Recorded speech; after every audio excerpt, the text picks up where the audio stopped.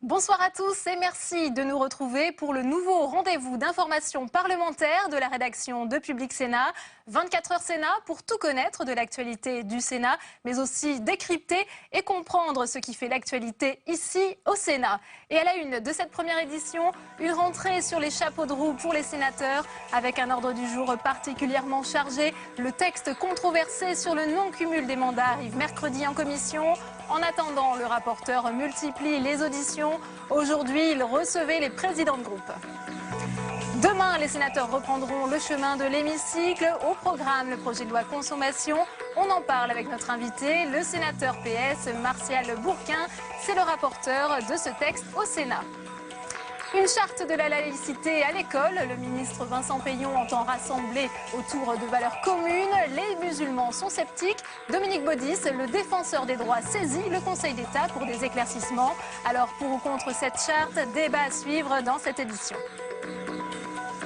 Bonsoir à tous et merci de votre fidélité. Veillée d'armes au Sénat avant l'ouverture de la session extraordinaire. Ce sera demain matin avec une séance de questions orales.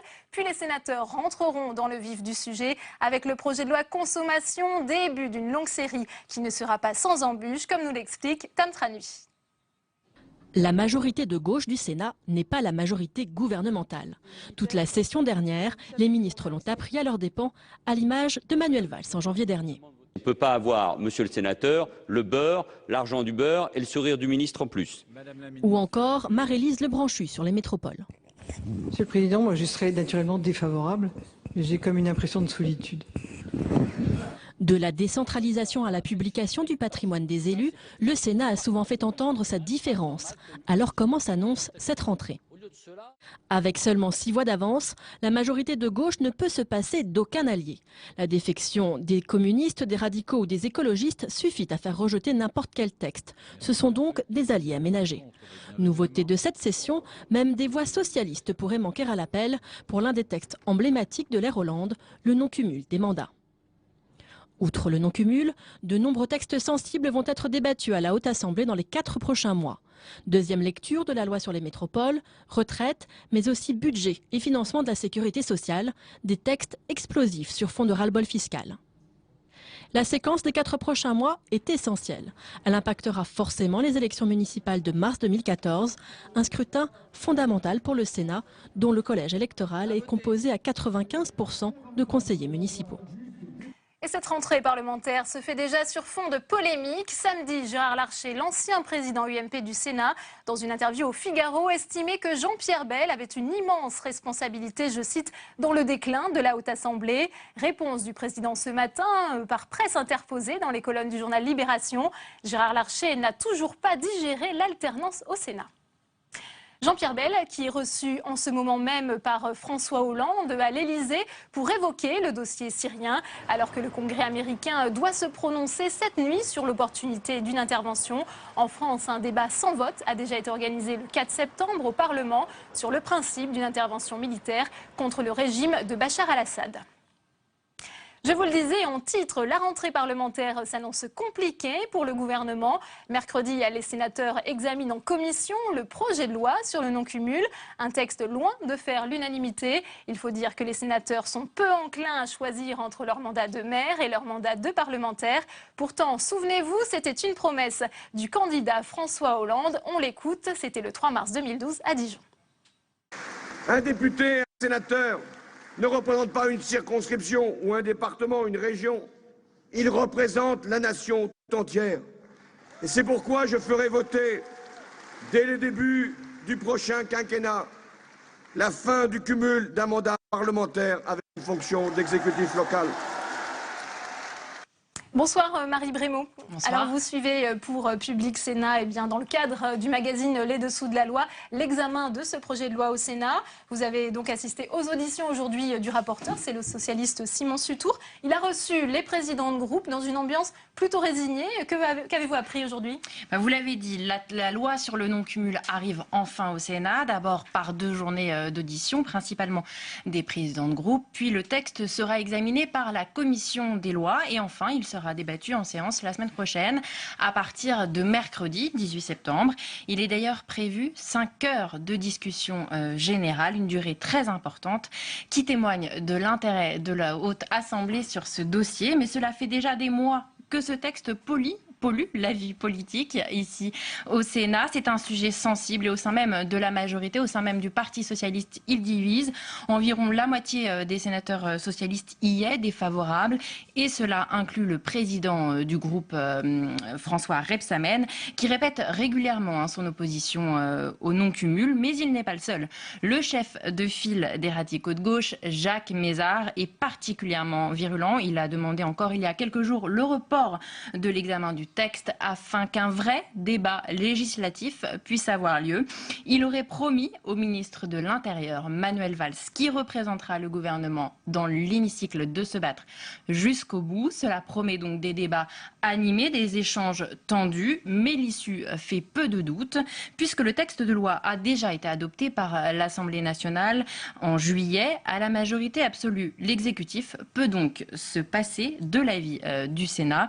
Mais attention, les débats à venir représentent un exercice périlleux pour les sénateurs. Il ne faudrait pas trop détériorer l'image de l'institution mise à mal ces derniers mois et en dissonance avec l'opinion publique sur ce sujet. Une opinion toujours sensible, une opinion toujours attentive sur les privilèges des élus. Merci Marie Brémaud pour vos éclairages. Martial Bourquin, un mot sur ce projet de loi sur le non-cumul. Vous êtes vous-même maire d'Audincourt dans le Doubs. Est-ce que vous avez envisagé de renoncer à un de vos 2 mandats si la loi est votée. Si la loi le décide, il faudra le faire. Le problème que l'on rencontre, c'est le statut des sénateurs qui sont élus par les élus. Et c'est un problème de ne plus avoir de responsabilité, de se faire élire par les élus. C'est le problème essentiel. Guy Carcassonne, le regretté, avait dit que le Sénat était un vrai problème. Et lui, qui était un farouche partisan de l'anticumul, disait que pour le Sénat, c'était un vrai problème. Cependant, il fallait limiter les cumuls. C'est évident. On ne peut pas tout faire en même temps. Mais aussi, le problème des sénateurs, vous savez, après vous vous présentez à une élection comme sénateur, quand vous êtes maire, vous pouvez parler à égalité avec d'autres maires. Ensuite, lorsque vous ne serez plus dans un exécutif, le problème se posera. Cependant, je dois vous dire que, voilà, nul n'est censé ignorer la loi, et évidemment ceux qui font la loi, et on appliquera la loi. Vous savez déjà ce que vous allez voter sur ce texte? Vous attendez les débats? J'attends les débats. J'ai déjà fait part de cette réserve, celle que je viens de formuler. Je pense qu'il y a trop de cumul parfois, mais en même temps, je pense que de couper complètement, mais complètement, un sénateur des exécutifs représente un vrai problème. Merci beaucoup Marie Brémaud. Les sénateurs reprennent demain le chemin de l'hémicycle avec l'examen du projet de loi consommation, un texte fleuve dont la mesure phare est d'autoriser l'action de groupe pour les consommateurs lésés. Mais parmi les autres dispositions figure la possibilité de résilier plus facilement les contrats d'assurance, ce qui a pour effet d'accroître la concurrence et de baisser les prix, notamment dans le secteur automobile, comme l'a constaté Mounir Soussi. De plus en plus de personnes risquent de pousser la porte de leur assureur dans les prochaines semaines. Avec la future loi Hamon, les assurés pourront rompre leur contrat auto ou habitation à tout moment après 1 an d'engagement. Ce client, en pleine renégociation de ses polices en vue d'un transfert, voit d'un bon œil l'arrivée de cette réforme. Dès qu'on a des propositions intéressantes qui arrivent en cours de contrat, ça va nous permettre ainsi de changer assez facilement et je pense qu'en termes de pouvoir d'achat, c'est pas mal. Ouais. Avec cette liberté nouvelle pour les consommateurs, les assureurs redoutent une dispersion des portefeuilles, avec à la clé une hausse des coûts de gestion dans un secteur où plus de 180 acteurs sont présents. Ce qui nous paraîtrait, je dirais, aller dans la mauvaise direction, ce serait le fait que les assurés papillonnent, je dirais, d'une compagnie d'assurance à une autre en étant en quelque sorte des chasseurs de primes. Les associations de consommateurs soutiennent le texte et estiment que plus de concurrence tirera les prix vers le bas, même si dans l'assurance, d'autres éléments pèsent dans la balance avant de s'engager. Il y a quand même une relation de confiance dans le marché de l'assurance. Vous n'allez pas, très souvent les consommateurs ne vont pas voir une assurance qu'ils ne connaissent pas du tout, parce qu'ils veulent être sûrs que si jamais il y a un litige, enfin si jamais ils ont un sinistre surtout, ils seront remboursés. Donc les consommateurs ne vont pas forcément vers le prix le moins élevé. Une bataille des prix à grand renfort de publicité est à prévoir entre les assureurs et elle a peut-être déjà commencé. Premier signe, dès 2014, les prix moto vont baisser, mais les compagnies mettent pour l'instant ce gel des prix sur le compte des bons chiffres de la sécurité routière. Nous accueillons donc sur ce plateau Martial Bourquin, sénateur socialiste du Doubs. Vous êtes rapporteur, un des deux rapporteurs de ce texte au Sénat. On reviendra sur cette question des assurances et notamment dans le secteur automobile, comme on l'a vu dans ce reportage. Mais tout d'abord, la mesure phare de ce texte, c'est d'autoriser la création des actions de groupe, des class actions à la française. En quoi ça consiste exactement? C'est la possibilité pour des consommateurs qui se sentent lésés, qui font la preuve du fait qu'ils soient lésés, de se retourner, de demander des dédommagements matériels. Et c'est une possibilité. Ça fait 30 ans qu'on parle de cela en France. Jacques Chirac l'avait promis, Nicolas Sarkozy l'avait promis, François Hollande l'avait promis, et le ministre Benoît Hamon met en place cette loi. Le projet de loi est très équilibré, parce qu'on sait qu'il y a eu les dérives des class actions américaines. Et le but, c'était de faire en sorte que l'économie... Quel type de dérive, par exemple? Quel est le risque? Puisque les députés UMP qui ont voté contre ce texte pointent un risque d'inconstitutionnalité. Le risque, c'est quoi? C'est qu'un lobby économique extrêmement puissant crée son association et défende ses intérêts à travers cette association. Et le gouvernement a proposé quelque chose de très équilibré, et il a proposé que les 16 associations de défense de consommateurs soient le relais de ces consommateurs lésés qui demandent des dédommagements. Donc un projet de loi, somme toute, très équilibré, qui va permettre à rééquilibrer les pouvoirs entre producteurs et consommateurs. Mais quand on dit équilibre, c'est pas déséquilibré. Et il fallait justement avoir ce dosage subtil entre plus de pouvoir pour les consommateurs pour qu'ils cessent d'être captifs. On le voyait bien tout à l'heure sur les assurances et dans bien d'autres domaines, et en même temps qu'on ne déséquilibre pas l'économie, qu'on ne la bloque pas, c'était une possibilité aussi. Alors en commission, vous avez conforté ce qui a déjà été voté par les députés. Quels sont les principaux apports du Sénat sur ce texte? Principaux apports du Sénat, c'est dans plusieurs domaines. Faire en sorte déjà qu'il y ait, je dirais, un organisme, c'est-à-dire la DGCCRF, qui soit la répression des fraudes. Voilà, la répression des fraudes, qui soit le bras armé de l'État, qui veille à l'application de la loi et qui fasse en sorte que tous les abus soient sanctionnés. Et l'idée, c'est d'avoir quelque chose de rapide. Il y a eu un grand débat pour savoir, à l'Assemblée nationale comme au Sénat, s'il fallait ou non avoir une judiciarisation de cette action de groupe. On pense qu'il faut passer plutôt par des tribunaux administratifs et surtout une action puissante de la DGCCRF qui se verra dotée de nouveaux moyens pour justement faire respecter la loi. Alors attention, pour l'instant, la santé en fait, et l'environnement ne font pas partie des domaines qui concerneront les actions de classe. Vous avez des garanties pour que ce soit bientôt intégré dans un prochain texte? La loi sur la santé va être présentée par Marisol Touraine. Elle nous a garanti qu'il y aurait une extension de cette loi consommation à la santé et ensuite à l'environnement, mais dans le cadre d'actions et de lois cadres concernant ces secteurs. Là, pour l'instant, il s'agit de dédommagement matériel. Alors ensuite, bien sûr, on a parlé des assurances, on parle des délais de paiement. Oui, autre avancée, on l'a vu justement dans ce reportage, la possibilité pour les consommateurs de résilier plus facilement les contrats courts. Il y a quand même ce risque qui est pointé par le PDG de la MAF, on l'a entendu dans le sujet de Mounir Soussi, que les consommateurs papillonnent et que du coup, les assureurs se retrouvent à leur tour lésés. Comment trouver un équilibre entre justement consommateurs et professionnels? Mais je crois que le responsable de l'association de consommateurs avait une bonne réponse en disant... on ne va pas faire confiance à n'importe qui. On fait confiance à des assureurs qu'on connaît. On fait confiance à des assureurs qui ont montré leurs preuves.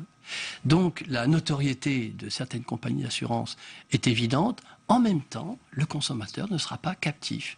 Il faudra le fidéliser. Et je trouve que cette tension entre à la fois d'avoir de grandes assurances et en même temps d'avoir des consommateurs qui ont des droits, qui ont des pouvoirs, m'apparaît une tension très démocratique et va peut-être pouvoir faire gagner du pouvoir d'achat aux consommateurs. Parce que c'est le but quand même, c'est que les consommateurs aient plus de pouvoir d'achat. En un mot, Martial Bourquin, autre disposition qui a fait couler beaucoup d'encre, le label Fait Maison au Sénat, vous l'étendez aux gîtes et aux hôtels, c'est la mort programmée pour ceux qui n'auront pas ce label? C'est un grand débat. Je pense que si on fait du fait maison, c'est parce qu'il y a de vrais problèmes concernant la restauration. Nous avons besoin de plus de lisibilité. La personne qui va dans un restaurant doit savoir ce qu'elle mange, d'où ces produits viennent, et surtout s'ils ont été réalisés dans le restaurant ou si c'est simplement du réchauffage au micro-ondes. C'est la moindre. Pour les autres, ils mettent la clé sous la porte. Mais non, ils ne vont pas mettre la clé sous la porte. Ils vont se poser d'abord. Il y a des restaurants qui vont continuer à faire de la restauration industrielle. Il y en a d'autres qui vont se lancer dans une restauration de qualité. Et les deux peuvent cohabiter. Simplement, là aussi, le consommateur doit être informé. Il n'est pas assez informé. Aujourd'hui, il est captif. Mieux que cela, on a vu des reportages télévisés où un restaurateur disait que c'était fait maison et un journaliste prenait un emballage en disant « Mais non, le bœuf bourguignon venait de là et j'ai la preuve ». C'est dommage d'avoir tout cela. Merci beaucoup Marcel Bourquin. C'est donc en examen au Sénat en séance publique à partir de demain après-midi. Merci. Début aujourd'hui à Paris de l'Assemblée générale de l'AFE, l'Assemblée des Français de l'étranger. Il s'agit de la première édition depuis la réforme votée en juin dernier et qui a élargi le corps électoral des sénateurs pour favoriser une plus grande proximité avec les expatriés. On écoute Hélène Conway-Mouret, c'est la ministre des Français de l'étranger au micro de Nathalie Guilloire. Il est normal que quand on procède à une réforme fondamentale telle celle qui est proposée, il y ait des questionnements, on perturbe bien sûr la routine et puis l'existant, mais je crois que l'accueil a été plutôt bon dans son ensemble parce que je ne pense pas que ces conseillers qui font un travail formidable de terrain puissent remettre en question le fait d'être plus nombreux pour être plus efficaces et faire entendre la voix des Français de l'étranger de façon plus forte. D'abord, on est en train de nous dire qu'on n'a pas d'argent, que c'est difficile, etc. Moi, je pense qu'il y a trop de conseillers. Je suis persuadée qu'il y avait besoin d'amélioration, mais pas comme ça. Je vous le redis, vraiment, ça n'est pas possible de faire ça à coup de serpe. Voilà, nous passons à présent à la partie débat du 24 heures Sénat. Un texte en 15 points affiché dans les écoles, les collèges et les lycées. Vincent Peillon, le ministre de l'Éducation, a dévoilé aujourd'hui une charte de la laïcité. Objectif, aider les personnels, les parents et les élèves à s'approprier les règles de la laïcité. Et l'enjeu est de taille pour les enseignants. Julie Hulin. Après le drapeau tricolore, le drapeau européen, la devise républicaine, voici la charte de laïcité. D'ici fin septembre, elle devra être affichée dans tous les établissements publics. 17 articles dans un langage adapté aux enfants pour rappeler les règles du vivre ensemble en milieu scolaire. Un nouvel outil plus ou moins abouti selon certains enseignants. Je pense qu'il est du devoir des enseignants de s'approprier les principes de la laïcité. Ce que je regrette par rapport au texte tel qu'il a été publié, c'est que un des articles qui était proposé dans un projet antérieur est disparu, qui dit qu'il faut que l'école, comme une de ses missions, c'est de faire partager les valeurs de la République aux élèves. Et ça, c'est très important, parce que la laïcité, ce n'est pas que la neutralité. Histoire, sciences de la vie, l'enseignement de certaines matières est devenu l'objet de confrontations entre élèves et professeurs. Des enseignants pour qui une simple affiche sur un mur ne suffira pas. Les enseignants du premier degré vont avoir besoin de ressources pédagogiques, mais également de formation, parce que ça ne s'improvise pas. Et nous attendons beaucoup, dans cette seconde étape, que le ministère s'implique sur ce sujet-là. De la formation à destination des enseignants du premier degré, mais également, en fait, des propositions, des pistes pédagogiques qui vont permettre, notamment avec les petits, de pouvoir aborder, en fait, des questions qui permettent de travailler la laïcité. Le ministère prépare actuellement un kit pédagogique à destination des enseignants. Le débat est lui d'ores et déjà ouvert et il faudra attendre 2015 pour voir la morale laïque faire son entrée dans les programmes officiels.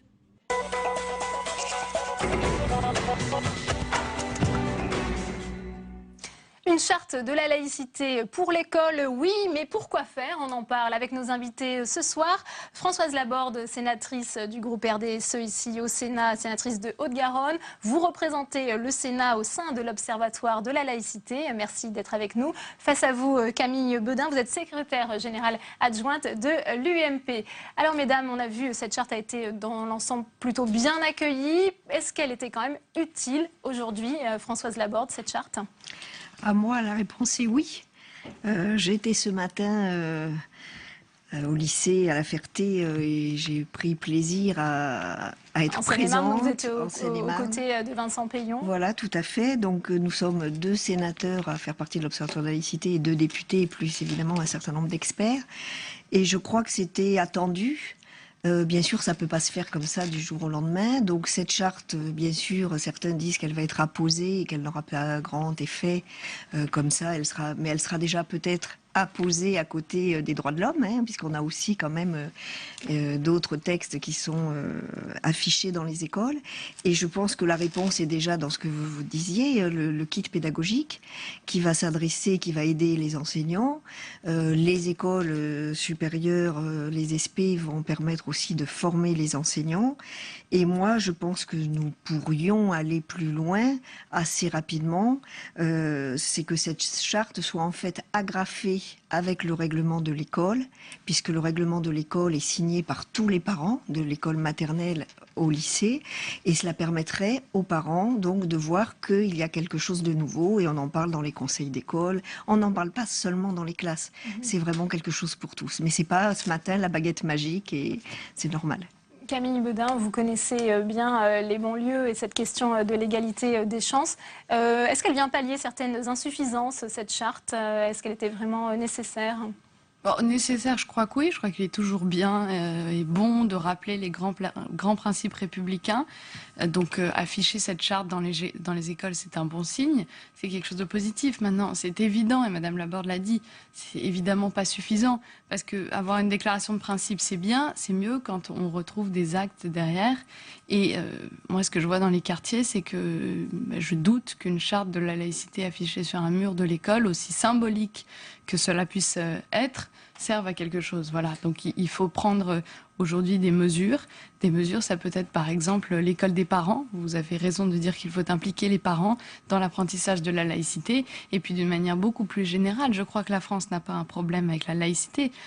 La France a un problème avec le communautarisme et avec l'intégrisme et des quartiers qui ont été totalement abandonnés par la République. J'en suis témoin à Nanterre, où il y a des quartiers abandonnés par la République et où évidemment les parents sont démunis, ont un vrai manque de repères, il y a un vrai malaise identitaire. Et qui investit ces quartiers-là? Ce sont les communautaristes et les intégristes qui bien sûr prennent en main les esprits. C'est contre ça qu'il faut lutter et ça, la charte n'y fera pas grand-chose. Vous partagez ce constat sur l'avancée des communautarismes à l'école, Françoise Laborde? Moi, je suis toujours très réservée par rapport à ce qu'on met derrière le mot communautarisme. C'est pour ça que je préfère, même si ça peut paraître un petit peu utopique ou naïf, parler des choses positives et du vivre ensemble, plutôt que de stigmatiser des communautarismes, puisque on ne sait pas ce qu'on y met derrière, et j'ai pas envie d'y mettre Nanterre, Marseille, etc. Je crois que c'est pas ce genre de choses qu'il faut construire. Parce que moi, cette charte, je dis qu'elle s'adresse vraiment à tous. Et donc, c'est vraiment l'apprentissage pour les enfants, par l'intermédiaire, bien sûr, de l'école, mais aussi de la formation et des professeurs et des parents, de pouvoir vraiment mettre en avant la construction de l'individu en dehors des religions, en dehors de prosélytisme religieux, politique. Et donc, ça peut quand même nier certaines difficultés auxquelles sont confrontés au quotidien les enseignants. Françoise Laborde, justement, de l'intrusion des religions dans les écoles. Mais je veux dire, c'est l'intrusion de toutes les religions. Voilà, moi, je veux dire qu'il faut être très vigilant au contenu des cours. Ça peut gêner certaines religions, mais ça peut gêner aussi d'autres. Quand on a la théorie de l'évolution, quand on fait de l'éducation sexuelle à l'école, etc., ça gêne pas toujours ce que l'on pourrait penser gêner.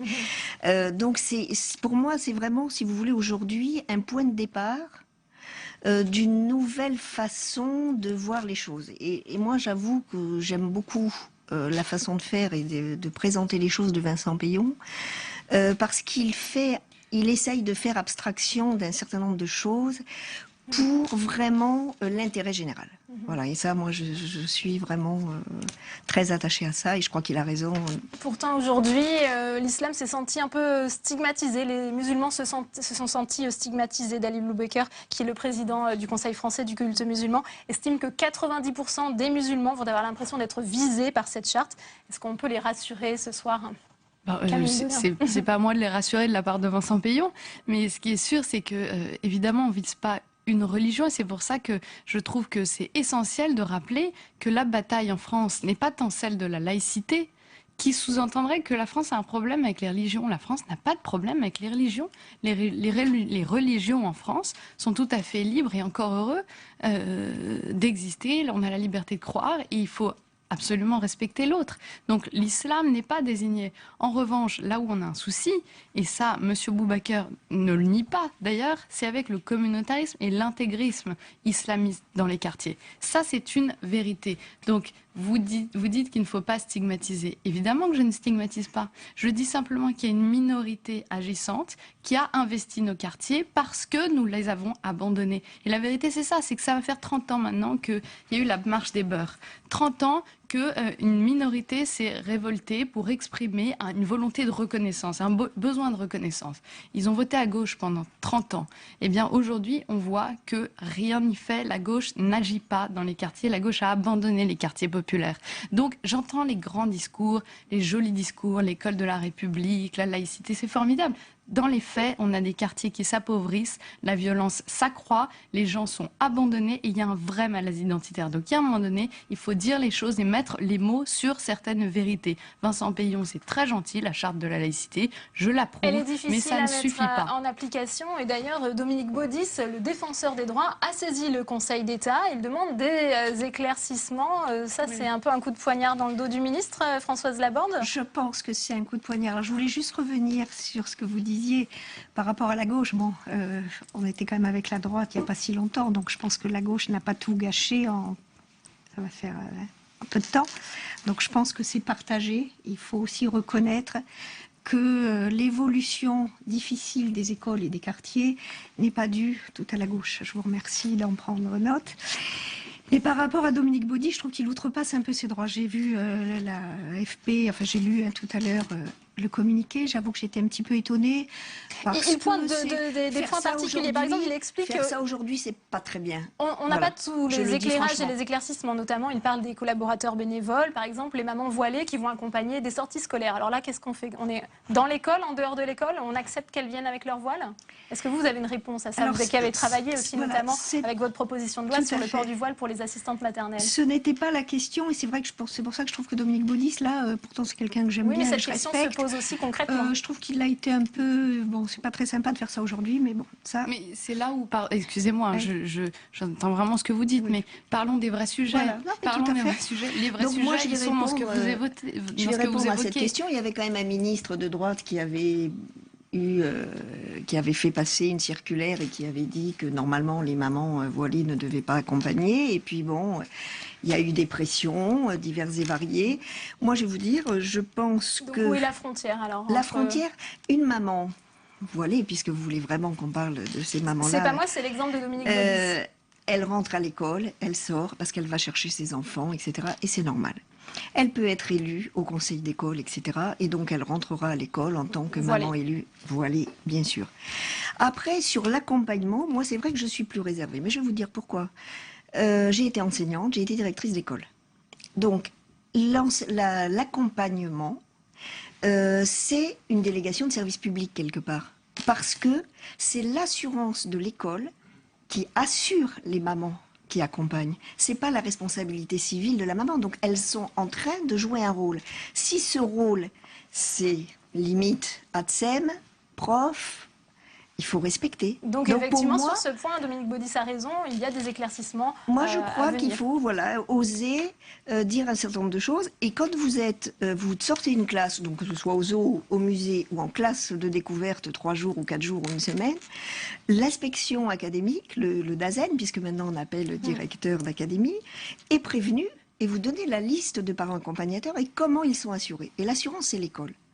Donc, c'est une délégation de service public. Très bien. Donc, pour moi, c'est assez clair. Vos arguments à l'une et à l'autre. Merci d'avoir été les premières invitées du 24h Sénat. On avait posé la question à nos partenaires du nouvelobs.com. Croyez-vous à l'utilité d'une charte à l'école? Ils ont répondu oui à 62%, non à 37% sur 171 votants. C'est la fin de cette première édition du 24h Sénat. Merci à tous de l'avoir suivi. Très bonne soirée.